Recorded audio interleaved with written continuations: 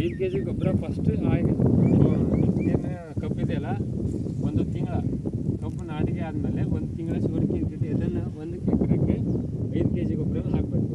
ಅದು ಹಾಕಿ 1 ತಿಂಗಳ 15 ದಿನ ಅಥವಾ 1 ತಿಂಗಳಿಗೆ ನೆಕ್ಸ್ಟ್ ಬ್ಯಾಕ್ಟೀರಿಯಾ ಕಿಟ್ ಮತ್ತು RPS 76 ಇದನ್ನು ಡ್ರಿಪ್ ಮೂಲಕ ಬಿಡ್ಬೋದು, ಸ್ಪ್ರೇನಾದರೂ ಮಾಡ್ಬೋದು ನೀರಲ್ಲಿ ಕಲಿಸಿ. ನೆಕ್ಸ್ಟ್ ಅದಾಗಿ 1 ತಿಂಗಳ ಅಥವಾ 1 ತಿಂಗಳ 15 ದಿನಕ್ಕೆ ಬರೀ RPS 76 ಮಾತ್ರ ಸ್ಪ್ರೇ ಮಾಡಬೇಕು.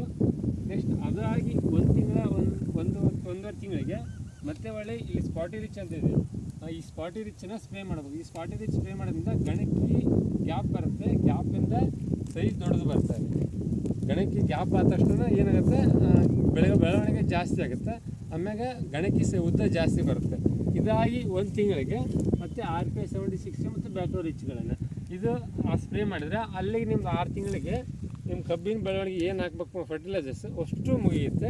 ಅದಾದ ತಕ್ಷಣ ನೆಕ್ಸ್ಟ್ ಲಾಸ್ಟ್ ಕಬ್ಬು ಕಟಾವಾದ್ಮೇಲೆ ನೀವೊಂದು ಕಾಂಪೋಸ್ಟ್ ರಿಚ್ ಅಂತ ಬರ್ತದೆ, ಅದನ್ನು ಕಬ್ಬು ಕಟ್ಟಾದ್ಮೇಲೆ ಸ್ಪ್ರೇ ಮಾಡಿದಂದರೆ ನಿಮ್ಮ ಕಬ್ಬು ಕಟ್ ಮಾಡಿರ್ತಕ್ಕಂಥ ರೌದಿ ಅಷ್ಟು ಭೂಮಿಯಲ್ಲಿ ಮಿಕ್ಸ್ ಆಗಿ ಎರೆಹುಳೆಲ್ಲ ಬಂದು ತಿಂದು ಅದನ್ನು ನೀವು ಗೊಬ್ಬರ ರೆಡಿ ಮಾಡುತ್ತೆ.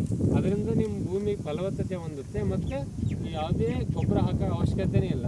ಸಗಣಿ ಗೊಬ್ಬರ ಹಾಕಿದಷ್ಟೇ ಸತು ಆ ಗೊಬ್ಬರನ ಕೊಡುತ್ತೆ.